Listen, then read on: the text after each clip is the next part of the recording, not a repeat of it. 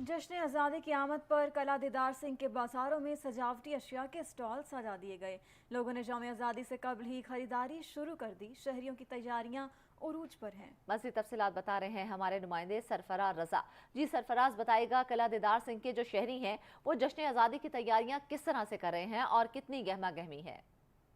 जश्न आज़ादी की आमद है। जश्न आज़ादी की आमद पर किला दीदार सिंह के जो बाज़ार हैं उनमें जश्न आज़ादी की मुनासबत से जो सजावटी स्टॉल हैं वो सजा दिए गए हैं। किला दीदार सिंह के जो शहरी हैं वो ख़रीदारी करने में मसरूफ़ है। कोई झंडे खरीद रहा है, कोई झंडियाँ तो कोई बैचेस खरीदने में मसरूफ़ है। हमने देखा कि छोटी बच्चियाँ जो वो जश्न आज़ादी की मुनासबत से जो हेयर कैच हैं, चूड़ियाँ वो खरीदती दिखाई दी हैं। जब हमारी शहरियों से बात हुई तो शहरियों का यही कहना था कि इस बार हम जश्न आज़ादी को बड़े ही पुरजोश तरीके से मनाएंगे।